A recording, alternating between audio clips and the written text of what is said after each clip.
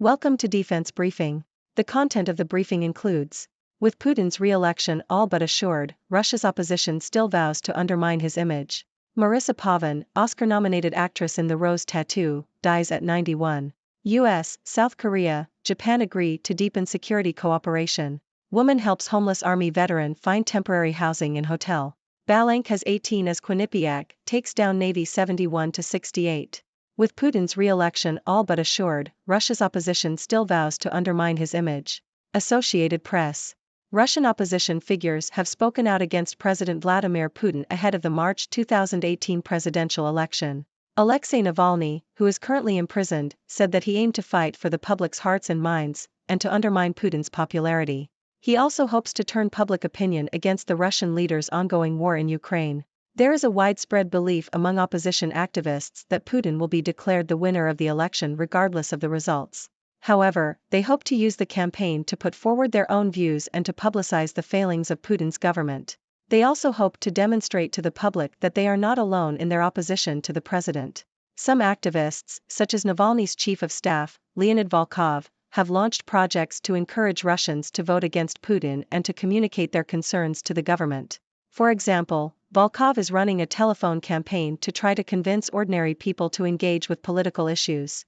Marisa Pavan, Oscar-nominated actress in The Rose Tattoo, dies at 91. Washington Post. Marisa Pavan, a leading lady of 1950s Hollywood who rose to prominence on the heels of her twin sister, the actress and singer Pier Angeli, and received an Oscar nomination for playing Anna Magnani's sensitive young daughter in The Rose Tattoo, died December 6 at her home in Gassin, a town on the French Riviera. She was 91. Her family confirmed the death, according to her biographer, Margot Somoy, but did not give a specific cause.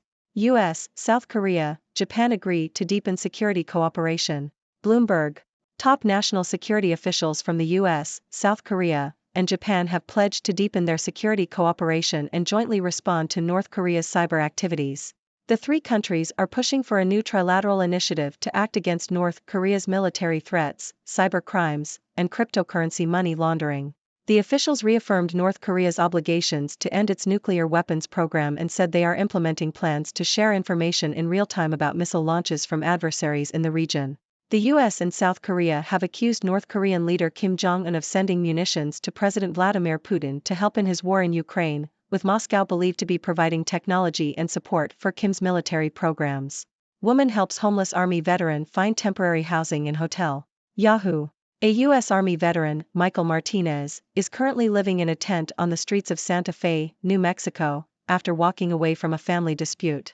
He is one of what is estimated to be 33,000 U.S. military veterans living on the streets. A GoFundMe campaign has enabled him to stay in a hotel for a few nights, but it is unclear how he will find a more permanent home. Balank has 18 as Quinnipiac takes down Navy 71-68. Associated Press. Quinnipiac defeated Navy 71-68 in a college basketball game on Friday night. Matt Balank led Quinnipiac with 18 points, along with 6 rebounds and 3 steals. Paul Odieno added 13 points and 7 rebounds.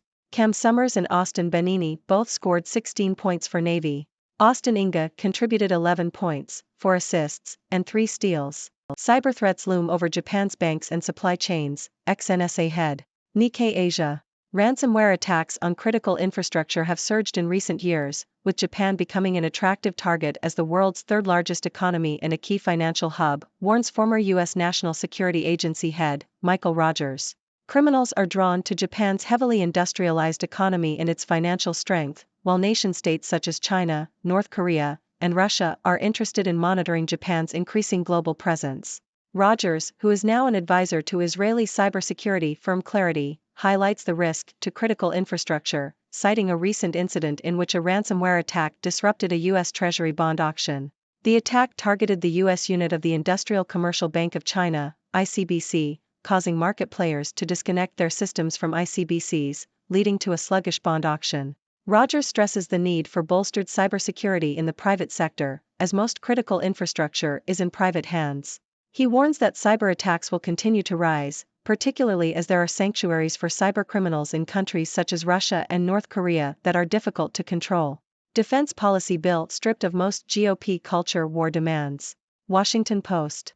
The U.S. Congress will begin voting next week on the final version of its annual defense policy bill, the National Defense Authorization Act, NDAA, which will symbolize a defeat for the GOP's raucous right flank. The $886 billion package, compromise legislation agreed to by negotiators from the Republican-led House and Democratic-led Senate, strips away a number of contentious provisions, such as restricting U.S. service members' access to abortion, that hard-right lawmakers had rammed into the lower chamber's bill despite withering complaints from members of both parties. MAC, Okpara score 17 apiece as Harvard knocks off Army 70-64. Associated Press. Harvard defeated Army 70-64 in a college basketball game on Friday night. Malik Mack and Chisholm Okpara led Harvard with 17 points each, while T.J. Small scored 20 points for Army. Pro-Palestinian protesters targeting Wall Street denounce U.S. veto of UN ceasefire resolution. New York Times. Thousands of pro-Palestinian protesters took to the streets of Lower Manhattan on Friday to protest the United States' veto of a resolution at the United Nations Security Council calling for a permanent ceasefire in the Israel-Hamas war. The protesters rallied in front of prominent city landmarks, including Wall Street, denouncing the U.S. veto and calling for an end to the country's financial support of Israel. The resolution had broad backing from the UN and most members of the Security Council due to concerns over the growing humanitarian crisis in the Gaza Strip. The U.S. veto was in support of Israel's claim that ending the war before eliminating Hamas would only lead to more war in the future. The protest took place on the second night of Hanukkah, a usually celebratory season that has been complicated for many Jewish people in New York due to the war in Gaza. The demonstration was organized by activist organizations the People's Forum and Al-Ada. The winners and losers of the Game Awards 2023. Washington Post. The Game Awards is an annual awards ceremony that celebrates the best video games of the year and showcases new game trailers. The event is hosted by former journalist Jeff Keighley and has become the most watched awards ceremony in entertainment. However, some critics argue that the ceremony focuses too much on new products and corporate sponsorship, overshadowing the artists and their work. The winners of the 2023 Game Awards include Larian Studios and Remedy Entertainment, which won multiple awards for their games Baldur's Gate 3 and Alan Wake 2. Sega also received praise for reviving classic game series and recapturing its rebellious spirit. Microsoft's Xbox had a strong presence at the ceremony, showcasing new trailers and information on upcoming games. However, the event was criticized for not addressing social issues such as layoffs in the industry and the war in Gaza. Sony's PlayStation Studios were also criticized for remaining quiet about their plans for future games. Overall, the event was seen as prioritizing ads and announcements over honoring the year's work, and the spotlight was said to have shied away from the developers themselves. And that's a wrap, folks. Another week, another batch of news from around the world. We've heard about the Russian opposition's efforts to undermine Putin's image, the passing of Hollywood actress Marisa Pavan, the deepening security cooperation between the US, South Korea, and Japan, the heartwarming story of a woman helping a homeless army veteran, and even some college basketball victories. But let's not forget the cyber threats looming over Japan's banks and supply chains, the defense policy bill stripped of GOP's culture war demands, the pro-Palestinian protests in New York City, and the winners and losers of the Game Awards 2023. Now, let's dig a little deeper into these stories. The Russian opposition's fight against Putin may seem like a daunting task, but their determination to expose his government's failings and rally public support is commendable. It's a David versus Goliath situation, but who knows, maybe they'll pull off a surprise victory in the court of public opinion. Moving on to the heartwarming story of a woman helping a homeless army veteran, it's a stark reminder of the challenges faced by our brave servicemen and women when they return home. It's a shame that so many veterans end up on the streets, but it's heartening to see people coming together to lend a helping hand. Let's hope that Michael Martinez and others like him find the support they need to get back on their feet. Now, let's talk cybersecurity. Japan's vulnerability to cyber attacks is a growing concern, given its status as a major economic power and financial hub. With criminals and nation-states eyeing Japan's resources and influence, bolstering cybersecurity measures is crucial.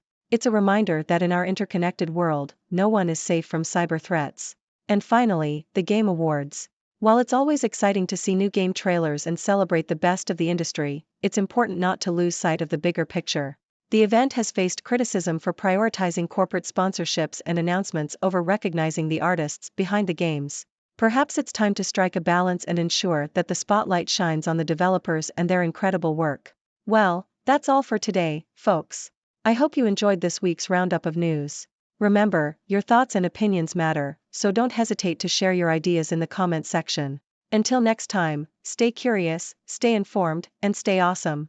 Thank you for tuning in. The content above showcases the latest briefing reports and analytical synopses, thoughtfully curated by the 6Do team. These insights stem from a wide array of reputable media outlets, think tanks, government sources, and specialized experts worldwide. We encourage you to explore these sources for a comprehensive perspective. Keep in mind that while the content may not always align with the official standpoint of 6Do Brief, it's not meant to be taken as absolute directives for decision-making. Comprising seasoned media professionals, learned scholars, and accomplished scientists, the 6Do team embodies a trailblazing, fully independent media entity. To customize 6Do Brief to meet your professional needs, you have the option to subscribe to a diverse array of briefings on our website, 6dobrief.com. Regardless of your location, you can conveniently receive 6Do Brief via email.